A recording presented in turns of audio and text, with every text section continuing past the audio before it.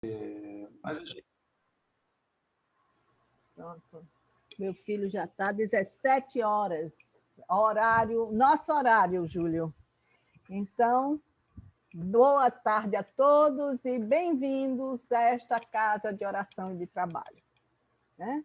Aí, dando um avisozinho rápido, lembrando a todos que nas terças-feiras, às 8 horas da noite, às 20 horas, nós já retomamos as palestras presenciais, que é o estudo do Evangelho e do Livro dos Espíritos. As pessoas interessadas em assistirem presencialmente devem entrar, é colocado no grupo Os Amigos Espíritas e outros grupos, o link para inscrição, porque o máximo de pessoas até agora só são 25 pessoas, né? Então, aqueles que estiverem interessados, vai lá no link e se inscreve, tá certo? E, se Deus permitir, no primeiro sábado de novembro, as nossas palestras do sábado passarão também a ser presencial, né? E aí, hoje, nosso amigo Júlio Galamba, quase trabalhador desta casa, porque está sempre conosco. Está chegando. Vai se mudar para a aldeia e vai tornar-se definitivamente um trabalhador da Fraternidade Espírita de Aldeia. Né? E o tema de hoje é a cura da cegueira espiritual. Né? Então, eu convido a todos para, no início desse trabalho, vamos fazer as nossas preces, elevando o nosso pensamento ao alto, fechando nossos olhos, entrando em comunhão com a espiritualidade amiga da nossa casa, nosso anjo guardião, com Jesus, nosso mestre. Sempre pedindo a esse mestre que nos ajude a aproveitar e compreender as lições que serão ministradas na tarde de hoje. Né? E que possamos, acima de tudo, aplicar esses ensinamentos às nossas vidas. É com o coração cheio de gratidão e com muita alegria por estarmos reunidos em seu nome e que pedimos a permissão para darmos iniciados os trabalhos da tarde de hoje, esse finzinho de semana, com muita paz, muito amor e muita harmonia para todos nós e nossas famílias. Que assim seja. E aí eu passo a palavra a você, Júlio. Ok, querida Fátima. É com alegria muito grande, com imensa satisfação, eu recebo os convites que nosso amigo Vinícius nos faz para estarmos, né, de coração, não de corpo, mas de coração, na nossa querida fé, né, sentindo a emoção de todos, a bênção de todos. Nossos lares agora virou o grande salão do fé, está bem mais amplo agora. Então, que nós preparemos também esse salão do nosso lar para receber a espiritualidade amiga, os protetores da casa, né, que vêm, assim, nos cobrir com as bênçãos para podermos continuar nessa caminhada de nos melhorarmos, nos tornarmos bons espíritas, homens de bem, para poder sermos mensageiros do Senhor onde quer que estejamos. Bom, os personagens que Jesus encontrava nas suas andanças, que fazem parte do seu evangelho, eram pessoas como nós, que apesar de estarem passando por aflições, não se movimentavam em busca de ajuda. Mas com Bartimeu, o conhecido na Bíblia de Jerusalém, em Marcos 10, 46 a 52, como o cego de Jericó, com ele foi diferente.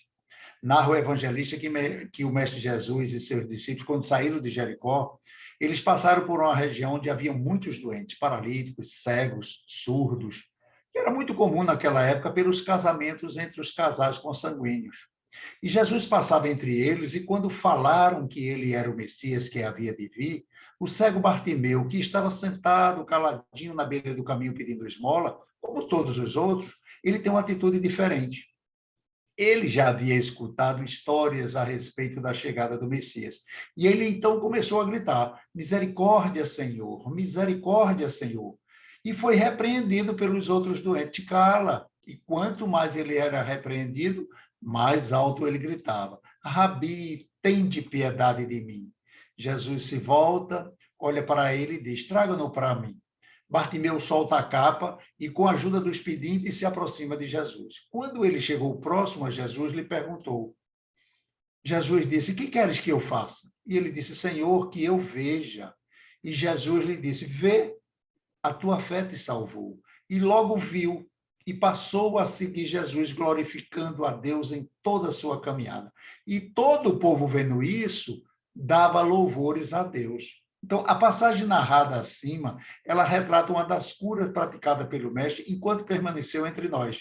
Como tantas outras curas que o senhor Allan Kardec insere no livro A Gênese, no capítulo 15º, né, tido como milagres, mas que a doutrina espírita nos explica naturalmente. A história do caso de Bartimeu, ela é muito rica em seus detalhes. Por que o evangelista narra que ele deixou a capa e foi ter com Jesus? Não bastava ele relatar que ele foi ter com Jesus, mas ele fez questão de dizer que Bartimeu largou a capa. Ora, hoje em dia, né, mesmo nos dias de hoje, os mendigos na rua precisam sempre de cobertores, de agasalhos, para se protegerem das intempéries da natureza, né? Mas a capa de Bartimeu, além de atender essas necessidades, ela tinha algo de especial. Ela lhe dava a condição de ficar como pedinte nas vias públicas, onde passasse muita gente, né, para ele poder receber muitas doações, porque aquilo era um salvo-conduto que as autoridades davam aos mendigos. Porque naquela época não era diferente de hoje, não. Pessoas se passavam por deficiente físico para pedir auxílio nas vias públicas. Então, naquela época, existia também esse tipo de pessoa. E, para inibi-los, as autoridades reconheciam que ele era realmente um necessitado e lhe davam a capa não só de proteção, mas de autorização. Quando Bartimeu solta a capa, ele abre mão desse direito. Ele sabia que, após estar com o mestre, ele não poderia mais voltar à sua condição de pedinte. Porque uma capa com todo este valor, assim que era largada, era disputada por muita gente para terem aquele direito que Bartimeu tinha, né? Bartimeu sabia de tudo isso. Parece fácil, né? Largar uma capa, mas era tudo que ele tinha, era o sustento dele. Ora, quem lembra da passagem narrada por Lucas, no capítulo 16, quando trata da parábola do jovem rico? E quando Jesus pergunta para ele, ele diz: mestre, o que é que precisa para te seguir? Ele diz que cumpras a lei. Se eu cumpro todas as leis, eu amo ao próximo, amo a Deus, honro a meu pai e a minha mãe. E o que é que me falta para segui-lo? Então, Jesus que conhece nossa intimidade, conhecia a intimidade daquele jovem, né? Porque um bom pastor conhece o coração de todas as suas ovelhas. E Jesus disse ao jovem: se queres ser perfeito, ou seja, se queres seguir alguém que é perfeito, vende tudo o que tu tens, dá aos pobres e terás esse tesouro no céu. Depois, vem e me segue. E ouvindo aquelas palavras, o jovem ficou muito tristonho, porque ele possuía grandes haveres. Então, toda a fortuna, toda a condição de se sustentar Bartimeu estava assim, do mesmo jeito naquela capa. Mas, mesmo assim, ele a deixou. Ele não pensou duas vezes. Então, veja que, apesar de ter muitos doentes naquela via a qual Jesus passava, apenas um, Bartimeu, foi curado. E por quê? Porque ele fez diferente dos demais. Ele, além de gritar para que o psiquismo, o magnetismo, os fluidos curadores de mestre o atingisse curando, né? Ele se expôs a uma situação que ele corria risco. E olha que, apesar de Bartimeu, os demais doentes eram literalmente excluídos da sociedade. Eles não precisavam de mais nada, eles não precisavam ir atrás de... Eles tinham tudo o que eles precisavam na condição deles para viver os restos dos dias da vida deles, né? Eram condições deprimentes, de extremo sofrimento, e era uma condição irreversível. Então, eles sabiam, não, eles eram muito assim, resignados. A vida da gente é essa mesmo, não tem por que lutar, né? Para termos a ideia, Bartimeu não podia ter nem o seu nome no livro dos habitantes daquela região. ele não entrava no censo, né? Uma pena que após 2000 anos, muita gente se encontra nessa solução, nessa condição, né? Nas últimas eleições, a gente viu que 31.800.000 brasileiros eram invisíveis, moradores de rua, filhos, netos de moradores de rua, pessoas que perderam o documento e não tinham condições de tirar a segunda via, tudo entregue aos vícios, à vulnerabilidade, eram invisíveis da sociedade. Bartimeu era um desses, que tinha tudo para passar o resto da vida como um pedinte, um verdadeiro invisível. Porque nem o nome dele poderia estar escrito no livro da vida, porque nem nome Bartimeu tinha. O nome dele não era Bartimeu. Em sânscrito, Bar quer dizer filho de. E o nome do pai dele era Timeu. Então ele era conhecido como o filho de Timeu, Bartimeu. Então é interessante, né? Então, assim são os cegos espirituais. Quantas vezes nós passamos pela rua e não enxergamos que estão nessas condições de extrema miséria? E quando enxergamos, a gente faz os olhos da matéria. São aqueles olhos que justificam e arranja logo um culpado por ele estar na situação. É uma atitude clara e inconsciente, né, de não abrir os olhos para o amor incondicional. Né? Quando a gente vê, não, isso é responsabilidade dos órgãos públicos, né, que são irresponsáveis, políticos só pensam nele. Quando não dizem, é karma, né, está pagando pelos erros do passado. Se hoje está nessa situação, imagine o que não fez nas últimas encarnações. Né? Então, vai vendo essas situações, usa o pensamento, diz qualquer coisa e segue viagem. Né? A gente age como o sacerdote e o levita da parábola do bom samaritano, né? Os dois, que eram considerados homens de fé, apenas olham para o homem caído, ferido e seguem para as tarefas de seu interesse pessoal.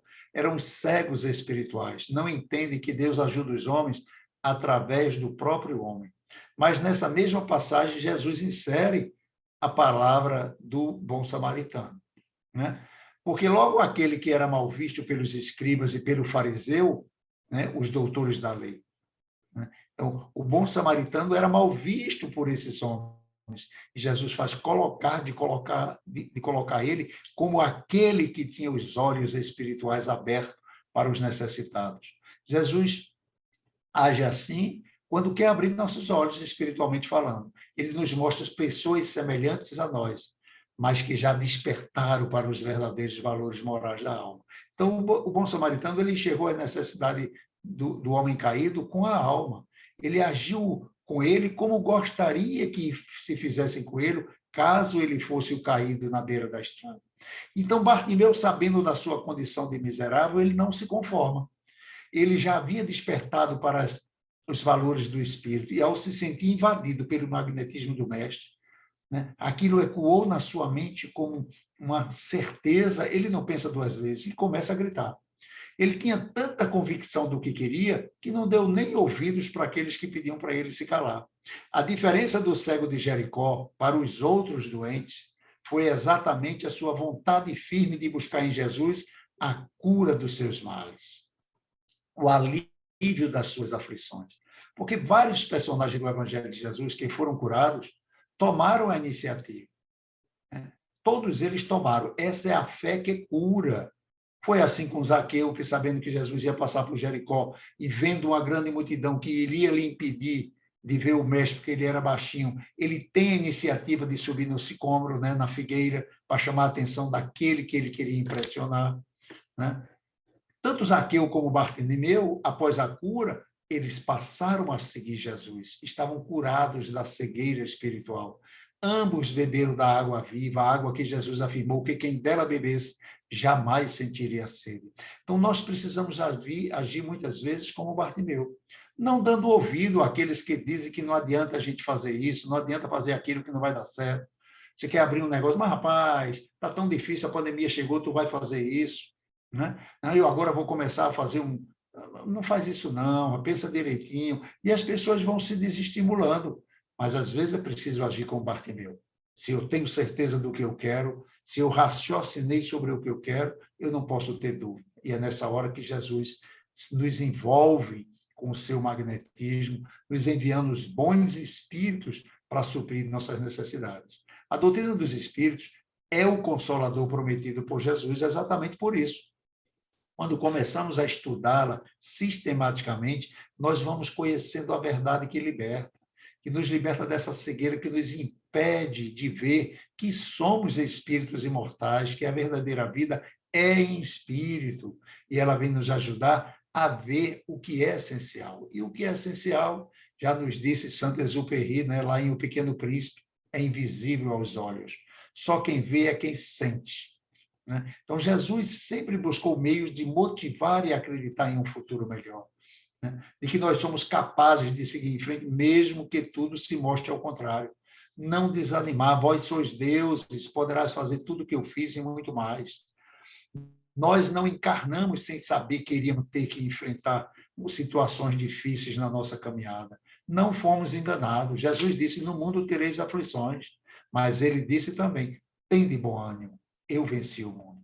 Quando Jesus afirmou, eu e o Pai somos só um, né? Ele passou também por constrangimentos. Ele disse que ele estava inteiramente unido a Deus, pois só fazia a sua vontade. Mas os seus adversários acharam que ele blasfemava ou que ele queria se sentir o próprio Deus. Então, foi então que Jesus lembrou do Salmo de Davi, no versículo 82 e 6. Eu disse, sois deuses, sois todos filhos do Altíssimo. Não temos o poder criador do nosso Pai, mas ele permite que trabalhemos sobre o que ele criou, promovendo progresso e mudanças em nós e em torno de nós. Então, Bartimeu foi movido pela promessa de que o Messias viria, ficou de prontidão na beira da estrada. Quando pressentiu a sua presença, pôs-se a gritar. Hoje, nós não precisamos, né, mais esperar que Jesus venha. Ele já veio. Ele agora é que está esperando por nós, que nós tenhamos a atitude, não apenas de buscá-lo, mas de segui-lo com confiança, com fé, com a certeza de que nós queremos ser curados dessa cegueira espiritual. Né? Curar-se da verdadeira cegueira, da cegueira espiritual, como afirma Jesus em Marcos. Pois que aproveitaria o homem ganhar o mundo se perder a sua alma. A gente perde muitas encarnações, né, buscando, né, os benefícios da nossa matéria, não só da nossa matéria, da nossa casa, da nossa família, e às vezes nos esquecemos da nossa casa mental, do nosso coração, da nossa intimidade, da nossa ligação com Deus. Então, Bartimeu, depois de recuperar a sua visão, a pedido dele mesmo, o que é que ele fez? Passou a seguir Jesus. Se tornou um dos seguidores de Jesus, um discípulo de Jesus. Então, muitas vezes, nós não conseguimos alcançar, perceber nossos pedidos que nós fazemos, né? Pelo nosso próprio afastamento das leis divinas, que é preciso exercitar a perseverança, fazer os pedidos e esperar, tendo a certeza de que no tempo de Deus, todos nós seremos atendidos. Tem gente que pede as coisas a Deus, mas já vai dizendo, Pai, se for do meu merecimento, que conversa, Deus dá tudo o que Ele quiser, basta que eu peça com fé. A gente não merece, não. Se for pelo merecimento, a gente está ferrado. Ninguém merece nada e não fizemos nada ainda. Nós ainda estamos devolvendo os benefícios que recebemos. Olha, se hoje a gente ainda precisa de estar correndo atrás dessa força para vencer a estrada, imagina quando nós éramos mais ignorantes. Né? Éramos menos resilientes, tínhamos a fé cega. Quanta misericórdia não houve para hoje a gente estar aqui falando. Então, tudo que nós fizermos é pela graça do Senhor, não é por merecimento nosso. Né? Então, alguns dos nossos pedidos talvez sejam atendidos em futuras encarnações, mas vai ser atendido a você. Quantas coisas a gente recebe hoje, e, meu Deus do céu, que coisa boa que aconteceu na minha vida, eu nem esperava. Foi um pedido que eu fiz há 2, 3 encarnações lá atrás. Né? Porque, acima do nosso merecimento, é preciso que a gente entenda isso. Está a misericórdia de Deus. Quando José do Egito estava preso, depois de apanhar bastante, acusado de ter tentado dar em cima da esposa de uma autoridade, né? o amigo dele chegou junto dele e disse: José, por que o teu Deus não te tirou daqui? Por que ele permitiu que acontecesse isso contigo? Ele disse: na vida da gente pode acontecer de tudo, mas Deus sempre será Deus. Jesus é o nosso pastor, ele jamais vai nos faltar. Sempre está esperando o nosso grito, ou seja, que nós façamos a nossa parte. O resto a gente deixa com ele. Ele vai fazer coisas conosco que muitos vão chamar de milagre, mas ele espera sempre que nós tenhamos algo para oferecer. Foi assim na multiplicação dos pães, se lembra? Quando perguntaram a ele: Senhor, como é que nós vamos alimentar esses 4.000 homens? O que é que Jesus faz? Quantos pães tendes? A pergunta de Jesus requer que nós tenhamos algo para que seja multiplicado. O evangelista Marcos lhe apresentou 7 pãezinhos, e foi com esses 7 pãezinhos que ele alimentou 4.000 homens. Teria o mestre, por acaso, conseguido se não tivesse algo para multiplicar? Que pode nosso mestre em nós, se não lhes oferecemos, no mínimo, a boa vontade?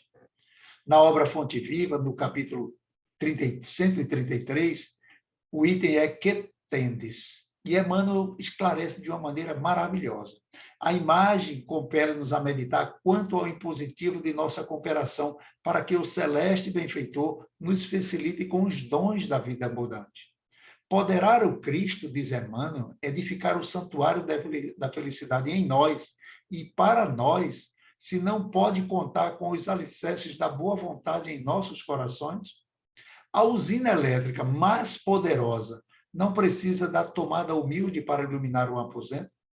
Muitos esperam o milagre da manifestação do Senhor, a fim de que se sacie a fome de paz e lhe recomporte o coração. Mas a voz do Mestre no monte continua ressoando inesquecível. Que tendes? Porque infinita é a vontade de Deus, todavia, algo deve surgir do nosso eu em nosso favor. Em qualquer terreno de nossas realizações para a vida mais alta, apresentemos a Jesus algumas reduzidas migalhas de esforço próprio e estejamos convictos de que o Senhor fará o resto. E o que Deus espera de nós? No mínimo, que nos afastemos do negativismo. Não ter dúvida. Não ter dúvida. Nós somos espíritos imortais. As aflições da vida são naturais do planeta. Não é só com você que está acontecendo isso, são com todos os seres humanos. Cada um numa área que está mais fragilizado e precisa se fortalecer. Então, tem espírita que morre de medo de quando desencarnar e ir para o umbral. Meu Deus do céu. E os que acreditam em inferno tremem, achando que vai para o inferno e de lá não vai sair mais. E a gente ainda se diz que é cristão.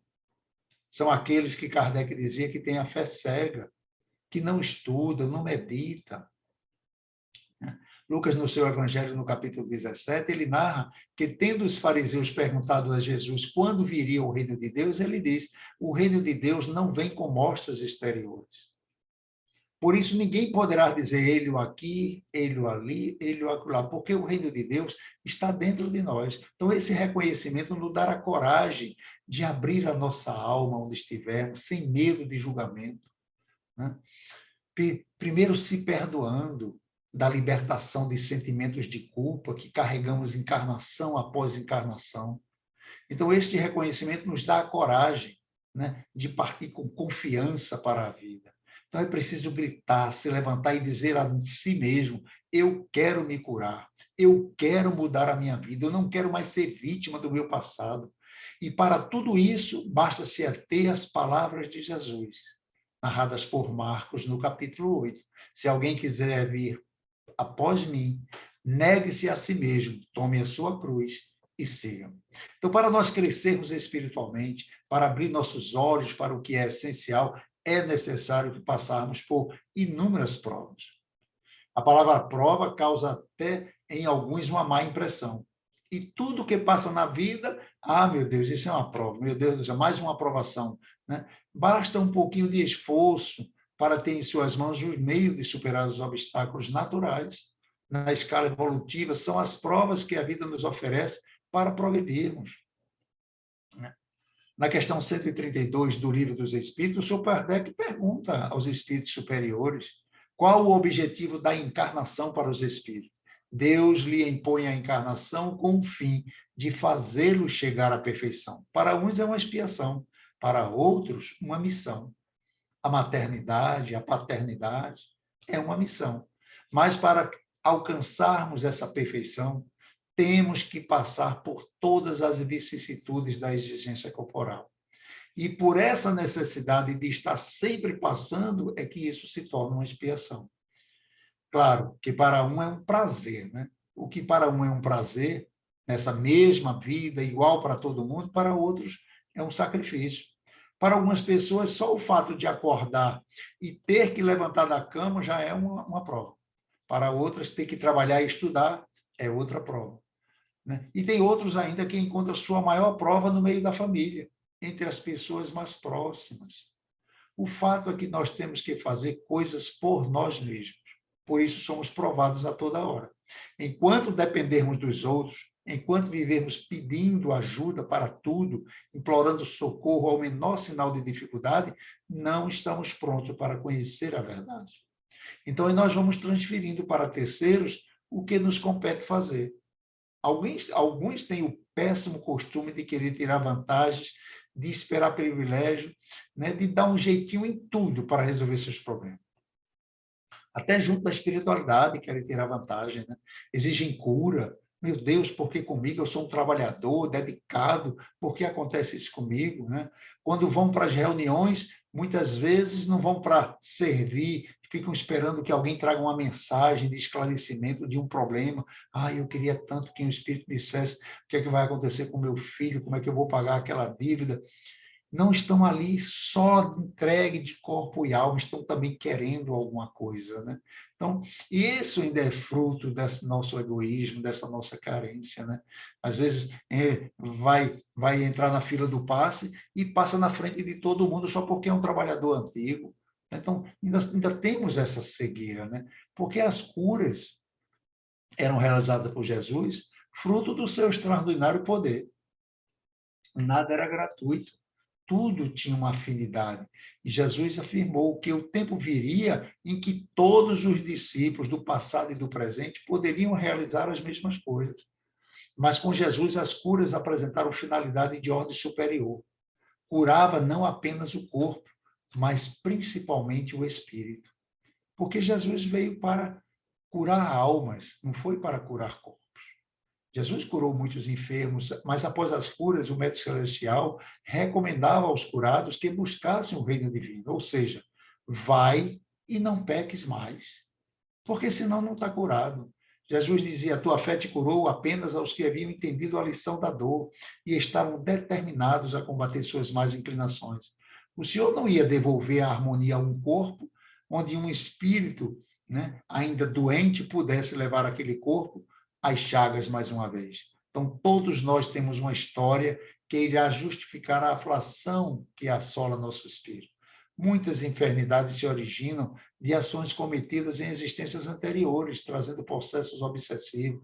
Mas nós temos também testemunhos que fazem parte das provações previstas no planejamento reencarnatório, né? O caso do cego de nascença, que está inserido nessa última possibilidade, né?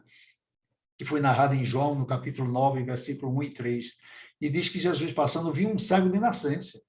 E os seus discípulos lhe perguntaram, dizendo, Rabi, quem pecou? Ele ou seus pais? Para que ele nascesse cego. E Jesus disse, nem ele pecou, nem seus pais, mas foi assim para que se manifestasse nele as obras de Deus. Ou seja, o caso não era de expiação para o padecente, nem de provação para seus pais. Tratava-se de uma missão. O espírito encarnado do moço, ele assumira no além o compromisso de nascer privado da vista, a fim de dar testemunho de público de que Jesus era, sim, a luz do mundo, o Messias prometido. Então, são cooperadores que o Cristo requisitou para auxiliá-lo na execução de sua divina missão. Muitos vieram em sacrifício, por amor a Jesus. Com muitos de nós estamos passando por situações que para alguns é uma luta interminável, mas para aquela pessoa é um sacrifício. Eu sempre coloco a maternidade acima de qualquer coisa.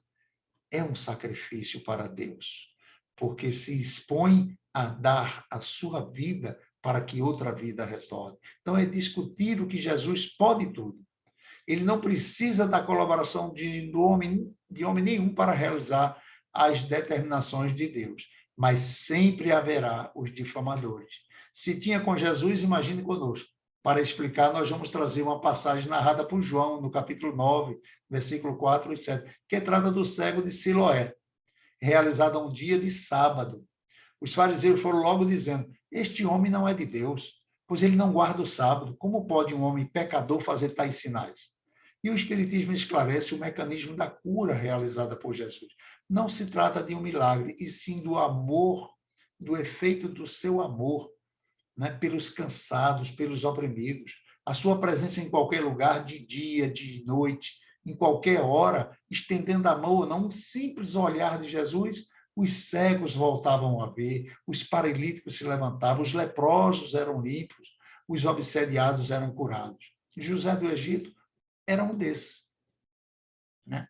Que mesmo naquela condição, naquela situação, ele dizia: não importa a circunstância que nós estamos passando, Deus será sempre Deus. Então temos que colocar essa fé no nosso Pai de uma maneira definitiva. Não importa por onde a gente está passando, em que tempestade, em que turbulência, Deus está conosco. Em Atos dos Apóstolos, no versículo 9, versículo 18, no item 9, muitas vezes a misericórdia divina nos consegue a cegueira material para que haja a cura da cegueira espiritual, como aconteceu com Paulo, o apóstolo dos gentios, que ficou temporariamente cego 3 dias por escamas que lhe bloquearam a visão. Cegueira que Emmanuel diz ter sido proposital pelo Cristo, auxiliando o romano orgulhoso, ainda Saulo de Tarso, cruel perseguidor dos cristãos, parar um pouco, olhar para dentro de si e ver o quanto ele estava cego para as verdades espirituais. Mas, diferente de muitos de nós, Saulo, após saber que aquele a quem perseguia era o Messias dos profetas, ele não pensa 2 vezes. Não procura se esconder com vergonha e nem se entrega ao remorso durante a cegueira momentânea que esteve. Ao invés de blasfemar, de exigir que os deuses o curassem, ele reconhece em si a causa de suas dores e se dirige àquele a quem ele perseguia, vendo agora com os olhos espirituais, ele diz: Senhor, que queres que eu faça? Temos sido cegos, negligenciando o convite do Criador e prosseguindo, complicando nossas encarnações com escolhas infelizes. Quais cegos caminhamos afastados das lições de Jesus, sem enxergarmos as oportunidades que a vida nos oferece, de nos reconciliarmos com os irmãos queridos que se sacrificam para desenvolvermos o amor incondicional, vindos junto a nós como pais, irmãos e amigos. Como espírita, nós destacamos as tarefas doutrinárias. Somos destacados, mas ainda não conseguimos, ainda mais inclinados à prática do bem, abrir o coração e abrigar com espontaneidades aqueles aos quais Jesus pediu para nós amarmos incondicionalmente. Te reconcilia com o teu próximo enquanto estás lado a lado com ele. Então, essa é a oportunidade. Não importa o que o outro fez, não importa o que eu tenho que fazer. Se nos colocarmos na posição do cego, para quando Jesus nos perguntar: que queres que eu te faça? Se nós não soubermos o que queremos da vida, com certeza perderemos. Que tire de nós a professora dor que liberta. Quando nos prepararmos no plano espiritual para uma nova existência, nós planejamos situações desafiantes que nos iriam auxiliar a superar nossas fragilidades íntimas. André Luiz, em Missionário da Luz, ele exemplifica a descrição de um projeto reencarnatório, no qual o futuro reencarnante, ele solicitou um problema na perna. Trata-se de Manassés. Ele diz: Manassés, dou-lhe parabéns por ter aceitado a sugestão amorosa dos amigos que te orientaram sobre os defeitos da tua perna. Certamente, lutará você com grande dificuldade nos princípios da nova luta, mas a resolução te fará grande bem. E ele diz, sim, bem reconfortado, preciso defender-me contra certas tentações da minha natureza inferior. E a perna doente vai me auxiliar, ministrando boas recuperações, boas preocupações. Ser-me-á um antídoto à vaidade, uma sentinela contra a devastação do amor próprio excessivo. E Emmanuel comenta sobre a atitude do cego de Jericó. Ele diz que essa deveria ser a nossa atitude em todas as circunstâncias da vida. O mentor espiritual nos convida a sermos humildes, como o cego que pediu o que necessitava. Temos estado cegos para o sofrimento alheio. Muitas vezes nos preocupamos com a cura física de um familiar doente, ou nossa mesmo. Entretanto, o reajuste que o familiar enfrenta é também a cura da nossa cegueira diante da necessidade de desenvolvermos a paciência, a compaixão, ainda muito ausente de nossos corações. Através da doença que bate em nós, essa nos traz a oportunidade de exercermos a humildade, em nos deixarmos ser auxiliados por alguém, receber o carinho, a atenção, o reconhecimento do esforço do outro na tentativa de nos ajudar e o agradecimento pelo irmão que já consegue fazer algo em nosso favor. Então, os desafios para o cego não foram desprezados. Além da cegueira, mostra-nos a narrativa bíblica que muitos tentaram impedir que ele alcançasse Jesus. Ele, porém, não se deixa desanimar. Esta postura também nos incentiva a lutar contra os empecilhos que surgem quando nos dispomos à cura das nossas mazelas espirituais. Quantos nos criticam quando tentamos resolver a ideia da mágoa, né, sobre alguém que tenha nos magoado, né, e nós pedirmos para que nos perdoe. Então, nesse sentido, esclarece Emmanuel, má vontade gera sombra.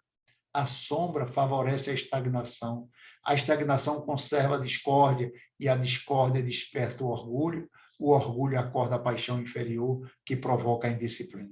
A indisciplina mantém a dureza do coração impõe a cegueira espiritual, que pela simples má vontade, o homem faz rolar indefinidamente aos precipícios das trevas. Então, assim como a multidão que seguia Jesus não se apercebia de seu poder como emissário de Deus curando Bartimeu, nossos amigos também não entenderão nossas atitudes quando abrirmos nossos olhos para o Mestre. E se não quisermos continuar com eles nos caminhos da ilusão, cegos para as verdades espirituais, eles dificultarão nossa decisão, ou criarão empecilhos à melhoria de tanto precisamos. Quantos de nós, quando nos decidirmos ser espíritas, tirar uma manhã de um final de semana para fazer uma campanha fraterna, campanha do quilo, visitar um hospital, né, e fazer um trabalho na nossa casa de oração. Quantos começaram a dizer, está esquecendo a família, está abandonando a família, você está todos os dias com a família. Mas não reclamam de nós quando a gente passa meses viajando para trazer o pão de cada dia para dentro de casa.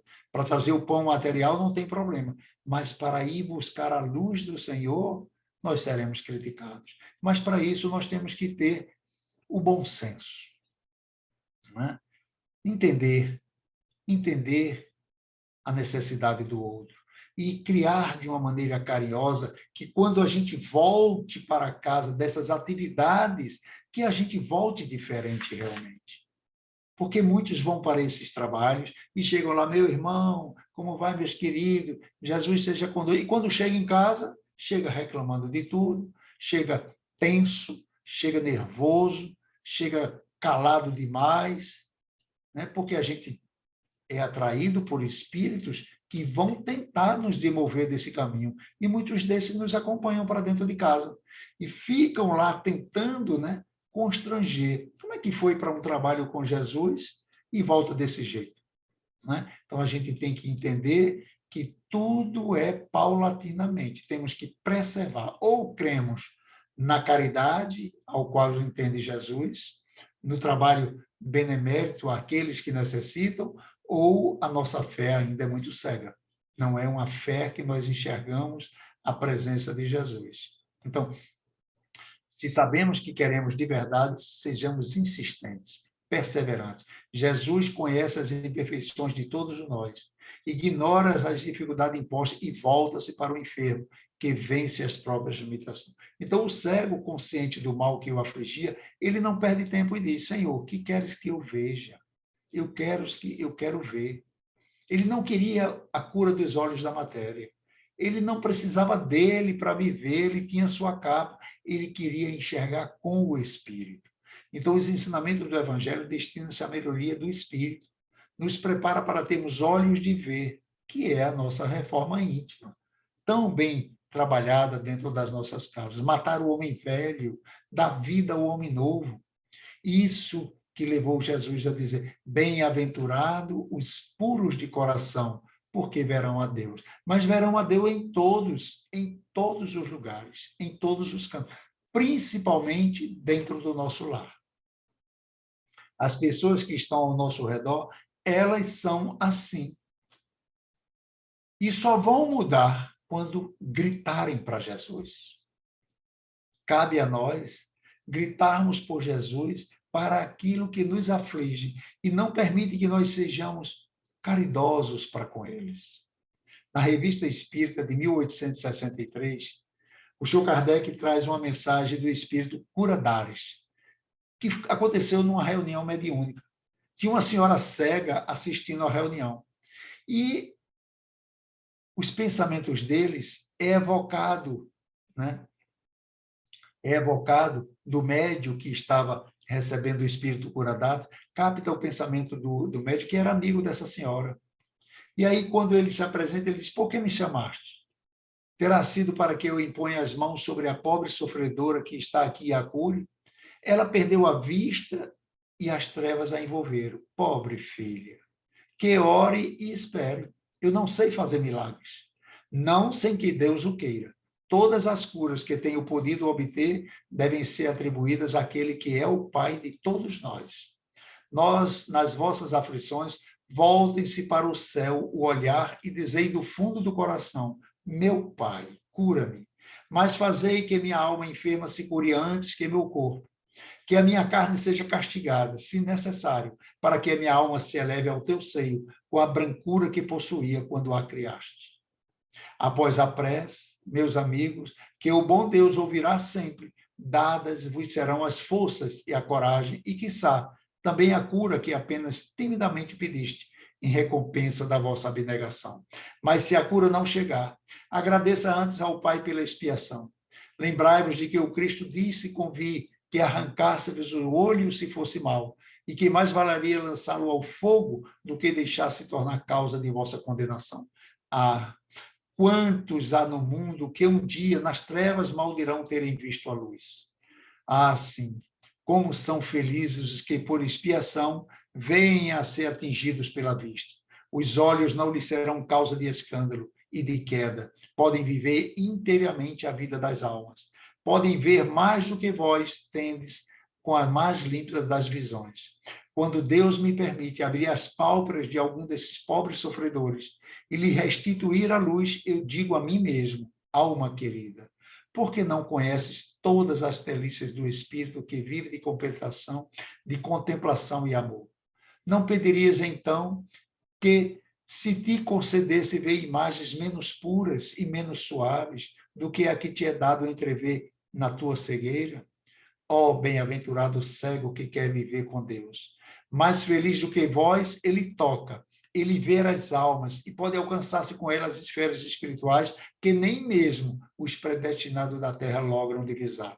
Aberto, os olhos estão sempre prontos a causar a falência da alma. Fechados, estão prontos sempre, ao contrário, a fazê-la subir para Deus. Creide-me, bons e caros amigos, a cegueira dos olhos é muitas vezes a verdadeira luz do coração, ao passo que a vista é, com frequência, o anjo tenebroso que conduz à morte.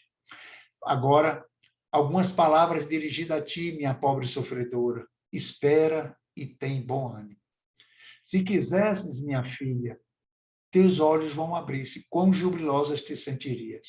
Mas, quem sabe, se esse júbilo não ocasionaria a tua perda. Confia no bom Deus, que te fez a ventura e permite a tristeza. Farei tudo o que me for conseguido a teu favor, mas a teu turno, ora e ainda mais, pensa em tudo quanto te acabo de dizer. Essas mensagens, elas são um verdadeiro bálsamo na nossa alma. Porque nós começamos a sentir na nossa própria pele o quão Deus foi e é misericordioso conosco. Como é bom ter uma família, do jeito que ela é. Como é bom ter um trabalho, por mais sacrifício que nos exista. Como é bom ter amigos que nos convidam ao trabalho exaustivo em prol dos mais necessitados. Ah, quem nos dera, Senhor. Quem nos dera que todos os nossos dias fossem dedicados a Ti. Quem nos dera, nós, espíritas, que já conhecemos a imortalidade da alma, a influência dos espíritos ao nosso lado, nos convidando a todas as necessidades que ainda temos muito latente dentro de nós. A nossa fome pelo mundo ainda é muito grande. Ela ainda é muito sagaz. Então, é preciso que nós tenhamos o bom ânimo de dosar as nossas necessidades, de ter controle sobre os nossos projetos de futuro e, principalmente, de colocarmos Jesus em toda a nossa vida. Dormirmos pensando no Senhor, acordando pensando no Senhor, para que durante o desdobramento da nossa noite de sono, nós tenhamos naturalmente o desejo de seguir aqueles que Jesus nos envia na hora da saída do corpo, para irmos para as escolas espirituais. As escolas que vão nos preparar para esse novo mundo. Esse mundo onde o amor vai cobrir uma multidão de pecados. Então, é preciso que nós tenhamos o bom ânimo para receber essa bênção que esses bons espíritos derramam até nós. E entendermos a palavra e a mensagem do nosso querido Cassimiro Cunha, através do nosso amado Chico Xavier. Quando ele diz que o Espiritismo é uma luz gloriosa, divina e forte, que clareia por toda a vida e ilumina além da morte. É uma fonte generosa de compreensão compassiva, derramando por toda parte o conforto da água viva. É o templo da caridade em que a virtude oficia e onde a bênção da bondade é flor de eterna alegria.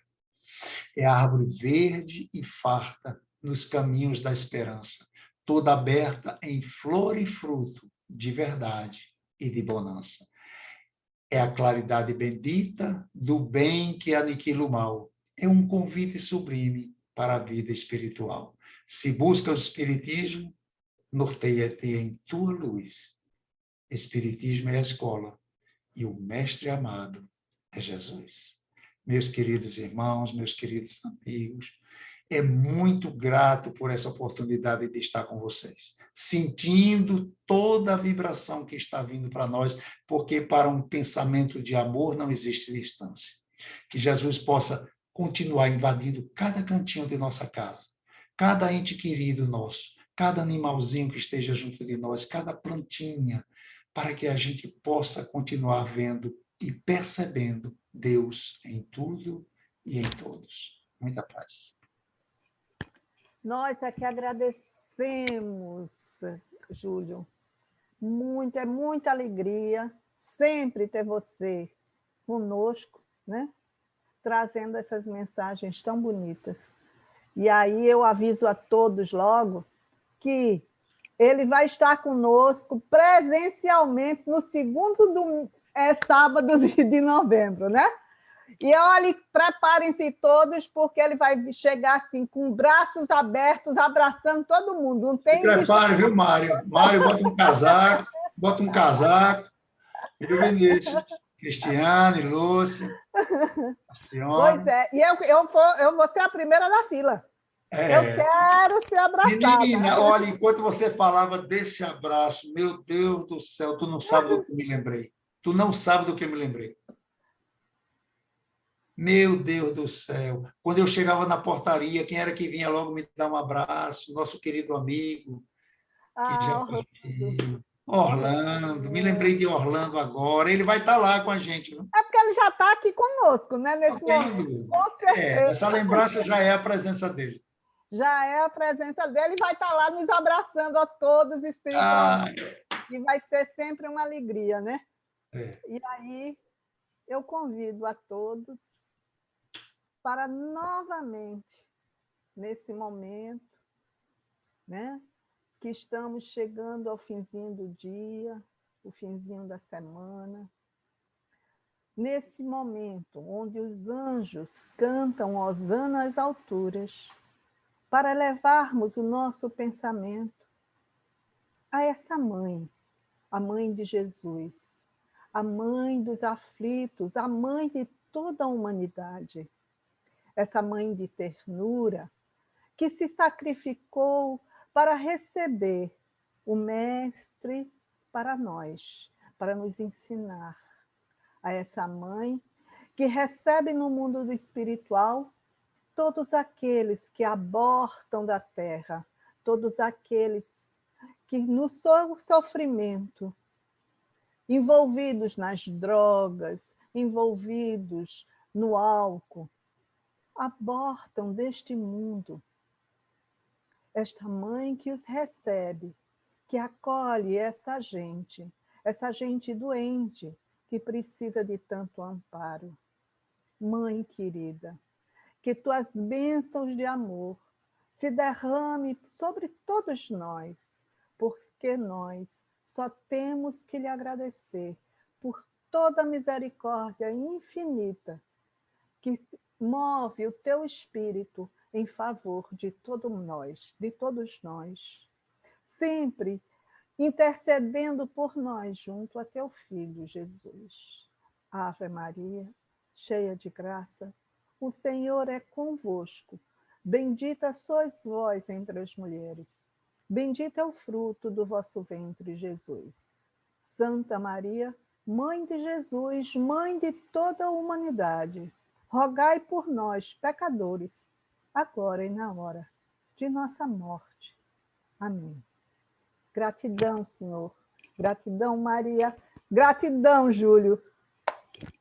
Eu que agradeço. Um bom domingo para todos nós. Boa noite a todos e que Jesus nos abençoe. E Maria de Nazaré, na paz de Jesus e no amor de Maria. Assim seja. Abraço a todos, meu amigo Mário, Vinícius, Cristiane. Tchau, pessoal. Vinícius, depois eu te dou o tema.